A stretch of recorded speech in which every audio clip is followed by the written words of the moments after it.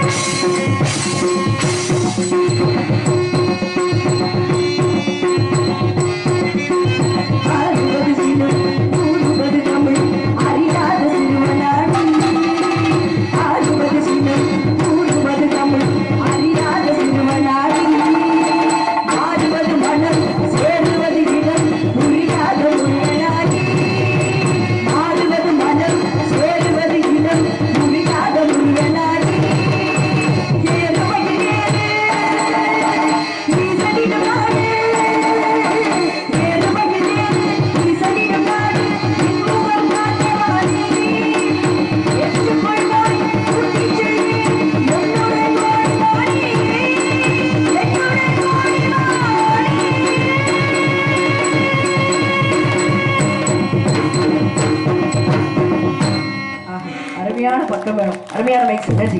கைதட்டிய உள்ளங்களுக்கு நன்றி நன்றி கடந்த வணக்கம் வணக்கம் வணக்கம். கண்ணை மணிந்து காரியம் துவங்கியிருந்தாள். காஞ்சியிலே காமாட்சியாகும், மதுரையின் பதியிலே மீனாட்சியாகும், காசியிலே விசாலாட்சியா வழங்கும் அந்த மதுரை மீனாட்சியின் பொற்பாதத்தை பணிந்து விட்டு, ஏன்னா குப்பையை கூட கோபுரத்தில் வைக்கக்கூடிய சக்தி யாருக்கு இருக்கு அப்படின்னா என் தாய் மீனாட்சிக்கு மட்டுமே இருக்கு.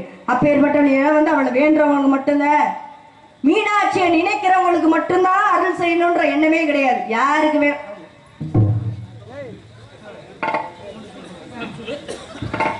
இங்கே வள்ளிநாயகன் நடிக்கும் அருமை தங்கை மதுரை மீனாட்சி அவர்களுக்கு கிராமத்தின் சார்பாக பொன்னாடை அணிந்து கௌரவப்படுத்தப்படுகிறது.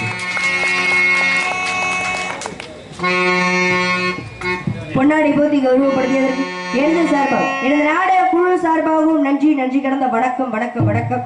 ஏன்னா வந்து அவளை வேண்டவங்களுக்கு மட்டும்தான் அருள் செய்யணும் அப்படின்னு கிடையாது. மதுரையில ஆங்கிலேயர் ஒருத்தர் கலெக்டராக இருந்தார். யாரு? ரோஸ் பீட்டர்னு சொல்லக்கூடியவர். அவர் என்ன பண்ணாரு, அவருடைய அலுவலகமே எங்க இருக்கு அப்படின்னா மீனாட்சி அம்மன் கோயிலுக்கு பக்கத்துல தான் இருக்கு, ஒட்டு நாப்புல இருக்கும். யாரு? கலெக்டரோட அலுவலகம் மீனாட்சி அம்மன் கோயில ஒட்டுன வாக்கில இருக்கு. அவர் என்ன பண்ணுவாரா, மீனாட்சி அம்மன் கோயிலுக்கு வந்து போக மாட்டாரு, அந்த அம்மாவை வரையும் பார்த்ததே கிடையாது அவர் கருவறைக்குள்ளலாம் போய். ஆனா என்ன பண்ணுவாரா, அந்த கோயிலுக்கு அந்த அலுவலகத்துக்கு போறதுக்கு முன்னாடியே அவளுடைய காலணியை கலட்டி வச்சுட்டு தான் போவாரா. என்ன காரணம், அங்க கோயில் இருக்கு அப்படின்றதுக்காக காலணியை கழட்டி வச்சுட்டு தான் போவாரா. அஞ்சு இரவு என்னாச்சு, ஒரு நாள் வெள்ளத்தினால மதுரையே முழுகப்பட்டுச்சு, எல்லாருக்குமே தெரியும். அப்ப எல்லா இடமே மரங்களெல்லாம் சாயுது. கலெக்டர் வந்து வீட்டுல தூங்கிட்டு இருக்காரு. ஒரு சின்ன புள்ள வந்து கலெக்டரோட பேரை சொல்லி கதவை தட்டுச்சார். அவருக்கு ஒரே ஆச்சரியம், என்னோட பேரை சொல்லலாமா, பேரை வந்து சொல்றதுக்கே பயப்படுவாங்களே, என்ன பேரை சொல்லி கூப்பிடுறது யாரு அப்படின்னு சொல்லி அவரோட அறையில இருந்து வெளியே போய் பாக்குறாரு.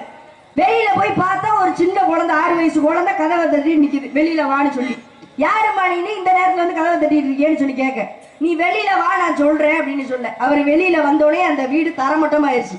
இவருக்கு ஒரே ஆச்சரியம். என்ன அந்த பிள்ளை வெளியில வர சொன்னிச்சு, வெளியில வந்தோன்னா வீடு தரமட்டம் ஆயிடுச்சு. அப்ப வந்தது யாருன்னு சொல்லி கேட்கலான்னு போறப்ப அந்த குழந்தை ஓடுது. எதை நோக்கி? மதுரை மீனாட்சி அம்மன் கோயிலை நோக்கி போகுது. கோயிலை நோக்கி போனா உள்ள போய் மறைஞ்சிருச்சு.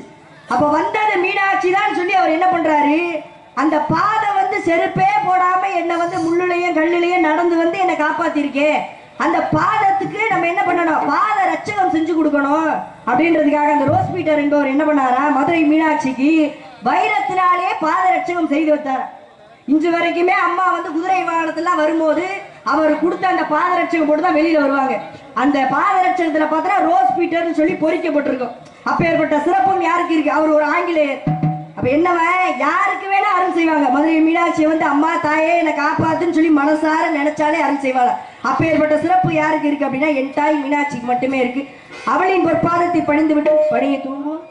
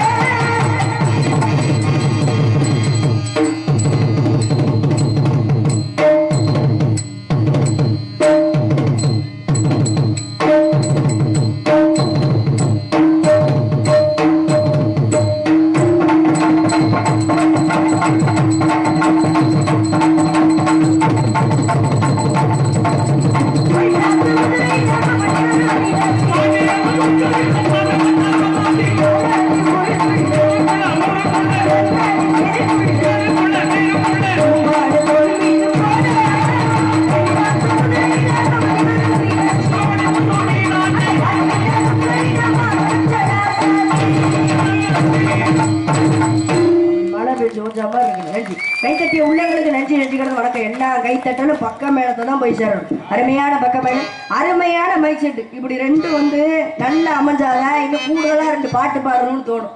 இல்ல நாரதர்கிட்ட கத்த வச்சு தோணும். இல்லைன்னா என்னத்த பேசிக்கிட்டு பேசுறதும் கேட்காது, தொண்டை வேற வலிக்கு, நாளைக்கு நாடகத்துக்கு போகணும் அப்படின்னு தோணும். ஆனா ரெண்டுமே அந்த அருமையா அமைஞ்சிருக்கு. அப்ப நாடகம் அருமையா இருக்கும் போதுன்னு அர்த்தம். உட்காந்து 6 மணி வரையும் பார்த்துட்டு தான் போகணும். கந்தனை பணிந்து காரியம் துவங்கியிருந்தாள். அந்த உமையவளின் அருளை பெற்றிருந்தாள். அண்டற்காய் நெஞ்சிருந்து எம்பளத்தில் ஆதிசிவன் தொண்டனுக்கு தொண்டனென தொண்டு செய்வது எக்காலம், தொண்டனுக்கே தொண்டு செய்ய இறங்கி வருவாராம் சிவபெருமான். அதனாலதான் அன்று மதுரையின் பதியிலே 64 திருவிளையாடல் புரிந்தார். நமக்காக தான் விரல் விற்றார், மாணிக்கம் விற்றார், வளையல் விற்றார். பொதுவாகவே வந்து பெண்களோட கையை தொடுறதுக்கு 2 பேருக்கு தான் அனுமதி அந்த காலத்துல. ஒண்ணு வளையல்காரருக்கு, இன்னொன்னு மருத்துவருக்கு. ஆமா, வளையல்காரருக்கு அந்த காலத்துல கல்யாணம் நடக்க போகுது அப்படின்னா 1 வாரத்துக்கு முன்னாடியே வளையல்காரர் வீட்டுக்கு வர சொல்லி அவருக்கு ஏதாச்சும் தட்சணை மாதிரி கொடுத்து வளையல் போட்டு சொல்லுவோம். என்ன காரணம்? அன்று மதுரையின் பதியிலே சிவபெருமானாகப்பட்டவர் வளையல் விற்கும் செட்டியாராக வந்து எல்லா பெண்களுக்கும் வளையல் போட்டு விட்டார். அப்ப வளையல்காரர் வந்து வளையல் போட்டு விட்டா சிவபெருமானே வந்து வளையல் போடுவதாக ஐதீகம். அதனாலதான் அந்த காலத்துல பெண்களுக்கு வந்து கையை பிடிச்சி வளையல் போட்டு சொன்னாங்க. அப்பேற்பட்ட சிறப்பும் இருக்கு. அது மட்டுமா, பக்தர்கள் கிட்ட அவரை வேண்டுறேன், அவரை நினைக்கிறேன், அவரை கும்பிடுறோம் அப்படின்னாலே அவங்க கிட்ட எல்லாம் விளையாடுறதும் சோதிச்சு பாக்குறதா சிவபெருமானோட வேலையே. அவ என்ன பண்ணாரா, ஒரு முறை காசிமா நகரிலே பிச்சைக்காரனாக போய் பிச்சை எடுத்தாரு. யாரு? சிவபெருமான். போய் பிச்சைக்காரனாக போய் உருமாறி பிச்சை எடுத்தாரு. காலையில இருந்து மாலை வரையும் பிச்சை எடுக்கிறாரு. யாருமே பிச்சை போட்ட பாடு இல்லை. அப்ப கடைசியா போய் ஒரு சாக்கடை ஓரத்துல ஒரு பிச்சைக்காரன் உட்காந்துருக்க. அவன் கிட்ட போய் சிவபெருமான் கேட்கிறாரு பிச்சை. அப்பா, நீ கையில சாப்பாடு வச்சிருக்கல, அதை எனக்கும் கொஞ்சம் கொடுத்துட்டு நீயும் கொஞ்சம் சாப்பிடுப்பான்னு சொல்ல. அந்த பிச்சைக்காரன் என்ன பண்ண, மொத்தத்தையும் இவர் கையில கொடுத்துட்டான். இவருக்கு ஒன்றும் புரியல. நிறைய இருக்கிறவங்களுக்கே கொஞ்சமா கொடுக்க மனசு வர மாட்டேங்குது, அவனே கொஞ்சமா பிச்சை எடுத்து வச்சிருக்கான், அதை மொத்தத்தையும் என்கிட்ட கொடுத்துட்டானே, அப்ப கேட்போம் அப்படின்னு சொல்லி அந்த பிச்சைக்காரன் கேட்கிறாரு. என்னப்பா மொத்தத்தையும் என்கிட்ட கொடுத்துட்டேன், வந்திருக்காது யாருன்னு உனக்கு தெரியுமான்னு சொல்லி கேட்க. அதெல்லாம் தெரியும், இப்போ வந்து பசியா இருக்க நீ சாப்பிடு அப்படின்னு சொல்ல. டேய், வந்திருக்கிறது யாருன்னு தெரிஞ்சா நீ ஆச்சரியப்பட்டு போயிருவேன், வந்திருக்கிறது யாருன்னு தெரியுமான்னு சொல்லி திரும்ப அவர் கேட்க. வந்திருக்கிறது யாருன்னா எனக்கு தெரியும், போது சாப்பிடியா அப்படின்னு சொல்லி சொல்ல. சரி, வந்திருக்கிறது யாருன்னு தான் நீ சொல்ல அப்படின்னு சொல்லி கேட்க. அப்ப அந்த பிச்சைக்காரன் சொல்றான், அப்பா எனக்கு தோல் நோய் இருக்கு, என் பக்கத்துல வரவே எல்லாரும் அருவறுப்பு படுவாங்க, ஆனா என்னையும் மனுஷனா மதிச்சு என்கிட்ட வந்து பிச்சை கேட்கறியே, அதுல இருந்தே தெரியலையா இந்த உலகத்தையே ஆளக்கூடிய பரம்பொருள் நீ என்று அப்படின்னு சொன்னாரு. அப்ப என்ன அர்த்தம்? பக்தர்கள் கிட்ட எல்லாம் சோதிச்சு பாக்குறதா சிவபெருமானோட வேலை. அப்பேற்பட்டவரின் பொற்பாதத்தை பணிந்து விட்டு பணியை தூங்குவோம்.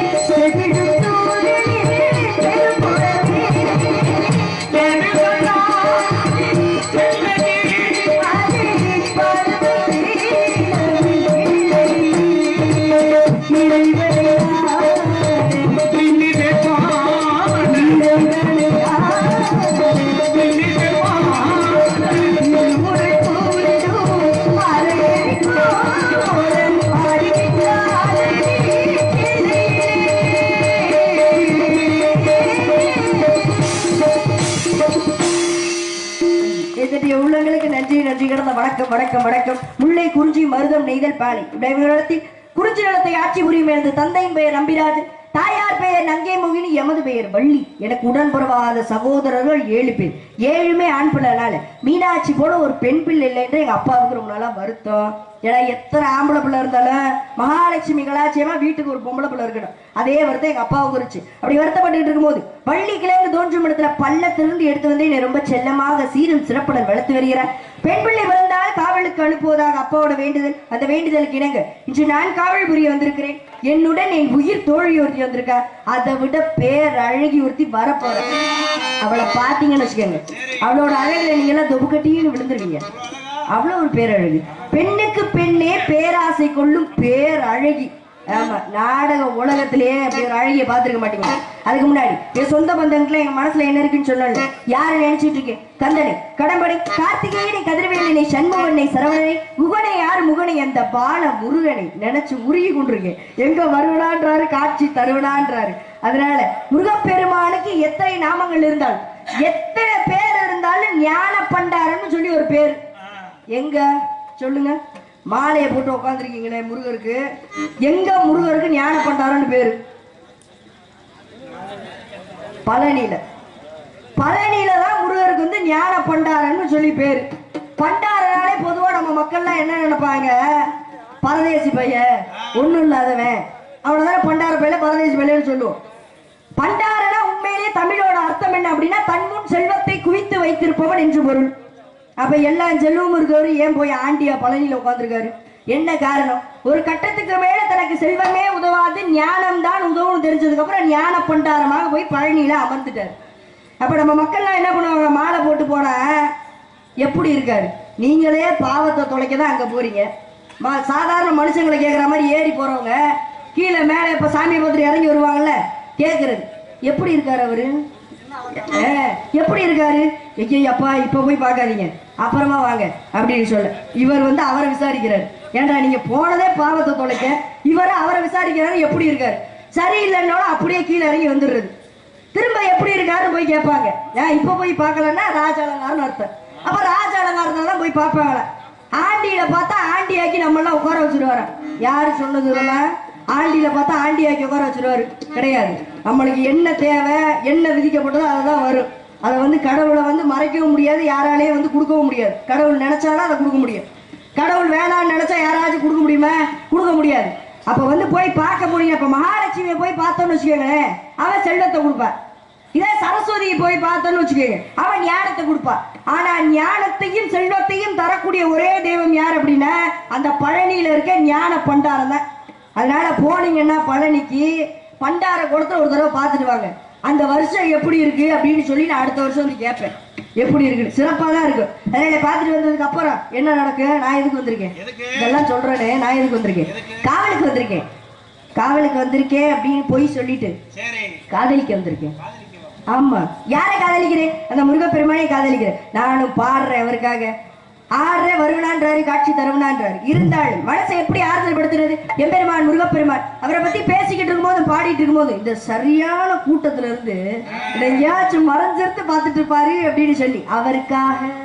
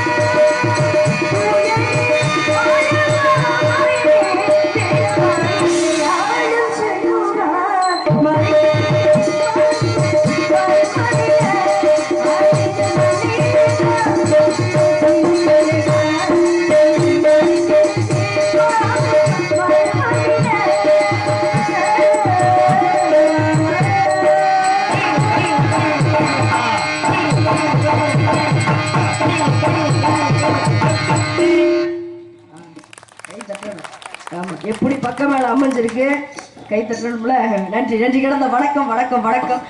அதனால இந்த முருகப்பெருமானை பத்தி இப்படி நினைச்சிட்டு இருந்தாள். குறிப்பில்லாமல் பேசக்கூடாது, குறிக்கோள் இல்லாமல் வாழக்கூடாது. அப்படி வாழ்ந்தவர்கள் அனைவருமே அவர்களும் வாழ்ந்தார்கள், மற்றவர்களை வாழ வைத்தார்கள். இப்பெல்லாம் யாரையாச்சும் வாழ வைக்கணும்னு நினைச்சா நமக்கு தான் முதல்ல ஆப்பு வைக்கிறாங்க.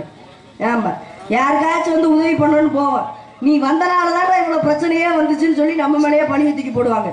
ஏன்னா வந்து சொன்னாரு வள்ளலார், என்ன சொன்னாரு? வாடிய பயிரை கண்ட போதெல்லாம் மனம் வாடினேன்னு வள்ளலார் சொன்னாரு. பயிர் வாடினதுக்கே உயிர் வாடி போச்சுன்னு சொன்னாரு.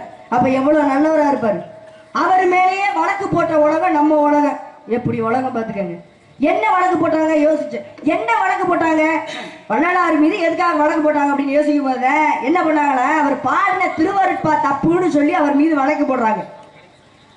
வழக்கு போட்டா நீதிபதி யாரு அப்படின்னா ஒரு ஆங்கிலேயர். இவர் மேல வழக்கு கொடுத்தவர் யார் அப்படின்னா ஆறுமுக நாவலர்னு சொல்லக்கூடியவர்.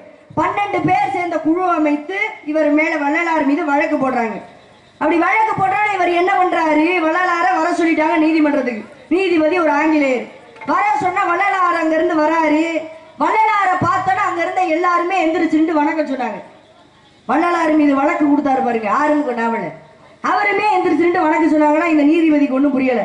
ஏண்டா நீ தான் அவன் மேல வழக்கு கொடுத்த, சட்டப்படி பார்த்தா நீ அவனோட எதிரி, நீ எதுக்குடா எந்திரிச்சுட்டு வணக்கம் சொல்ற அப்படின்னு சொல்லி கேட்க தெரியல. அவரை பார்த்தோட கையெடுத்து கும்பிடணும்னு தோணுச்சு அப்படின்னு சொன்னாரு. இதுல இருந்து என்ன தெரியுது, அதுக்கப்புறம் வந்து அந்த அந்த மனுவே வந்து தள்ளுபடி ஆயிடுச்சு. அந்த வழக்கே வந்து தள்ளுபடி ஆயிடுச்சு. அப்படிப்பட்ட மக்கள்லாம் இருக்காங்க, அப்படிப்பட்ட மக்கள் வாழ்ந்தார்கள். இருந்துட்டாலும் கூட இதுல இருந்து என்ன தெரியுது அப்படின்னா, ஒரு சிலரை பார்த்தான்னு வச்சுக்கோங்களேன் கையெடுத்து கும்பிடணும்னு தோணும். ஆனா ஒரு சிலரை பார்த்தோன்னு வச்சுக்கோங்களேன் கும்பிட்டு தொலையணுமேனு தோணும். என்ன பண்ண, வயசுக்கு மூத்தவங்களா போயிட்டாங்களே அப்படின்னு சொன்னாங்க. அதனாலதான் பழமொழிலாம் அந்த காலத்துல சொல்லுவாங்க பெரியவங்க, சட்டியில இருந்தாலும் அகப்பையில வரும்னு ஒரு பழமொழி. யாராச்சும் ஒரு ஆள் சொல்லுங்க, இத்தனை வருஷமா நாடகம் பாக்குறோம் நம்ம. சட்டியில இருந்தாதானே அகப்பையில வரும்ன்ற பழமொழி எதுக்காக சொல்லுவாங்க பெரியவங்க? எதுக்காக சொல்லுவான்? அப்பங்கிட்ட இருந்தாதானே பிள்ளைக்கு அந்த புத்தி வர அப்படின்றதாக சொல்லுவோமா? கிடையாது. உண்மையான அர்த்தம் என்ன அந்த பழமொழிக்கு அப்படின்னா, சஷ்டியில் விரதம் இருந்தால் கருப்பையில் குழந்தை வரும் என்பதே பழமொழி. குழந்தை இல்லாதவங்க முருகப்பெருமானுக்கு சஷ்டியில் விரதம் இருந்தோமானால் அவங்களுக்கு கருப்பையில குழந்தை தங்குமா. அதனாலதான் சஷ்டியில் விரதம் இருந்தால் கருப்பையில் குழந்தை வரும் என்பது பழமொழி. அது கால போக நம்மளாம் மாத்திக்கிட்டாச்சு. சட்டியில இருந்தாதானே அகப்பையில வரும் அப்படின்னு மாத்திக்கிட்டாச்சு. என்னென்னத்தை மாத்துறது, கொஞ்சம் விடுறது கிடையாது எதையுமே. அதனால வந்து எதுக்காக வந்து நம்ம வேலையை நம்ம சரியா செய்யணும். இல்லைன்னு வச்சுக்கோங்களேன் வேற யாராச்சும் நம்ம வேலையை செஞ்சுட்டு போயிடுவாங்க. அதனால எதுக்காக வந்து காவலுக்காக வந்தேன், ஆனா காதலிக்க வந்தேன்னு சொன்னேன். இந்த முருகப்பெருமான் மீது எப்பேற்பட்ட காதல், எப்படி அவருக்காக காத்துட்டு இருக்கேன்னு சொல்லி முடிச்சுட்டு தோழியை போய் சந்திக்கணும்.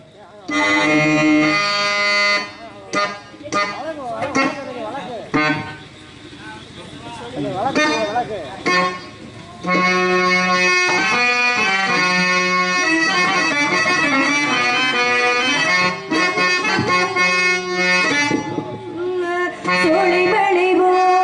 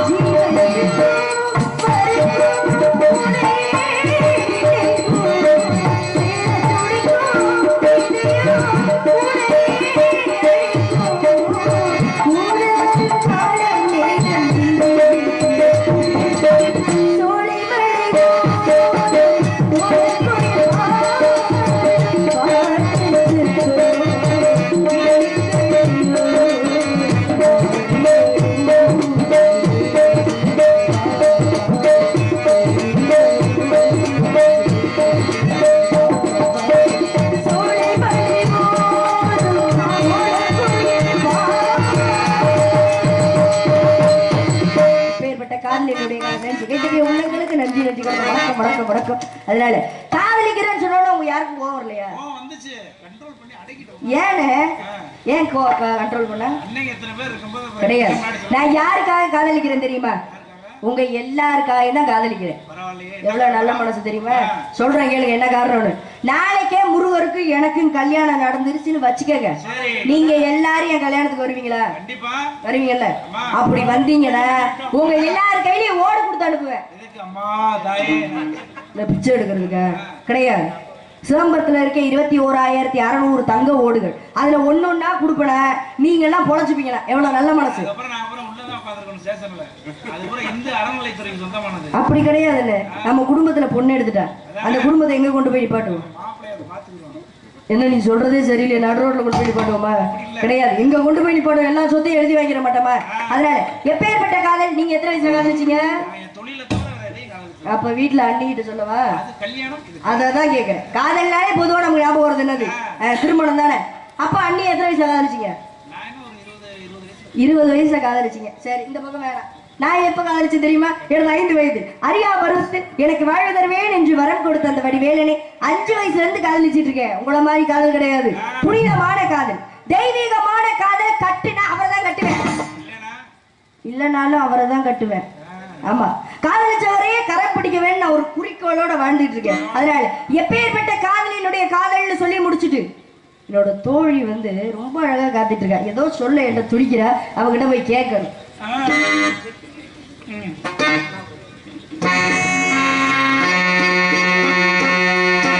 வெற்றி வெற்றி என்று சொல்லும் கோயில் மணி முத்தம்மா, சுற்றி சுற்றி வந்து எங்கும் கேட்குதடி முத்தம்மா. வெற்றி வெற்றி என்று சொல்லும் கோயில் மணி முத்தம்மா, சுற்றி சுற்றி வந்து எங்கும் கேட்குதடி முத்தம்மா.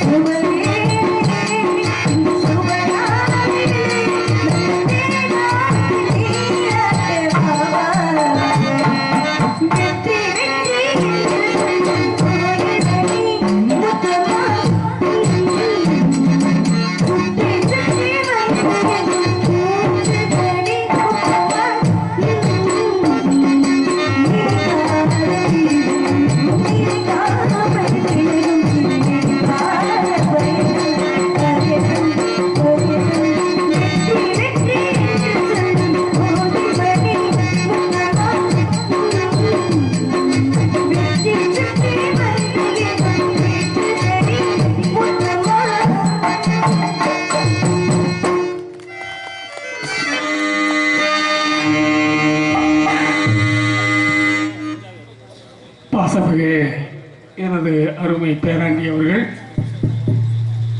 மறைந்த அருமைக்கு கலை உலகில் சிறந்த உயர்ந்த ஒரு நடிகர் எங்களை விட்டு பிரிந்த மாமேதை திரு விஜயராம் அவர்களின் நினைவாக ஒரு பாடல்.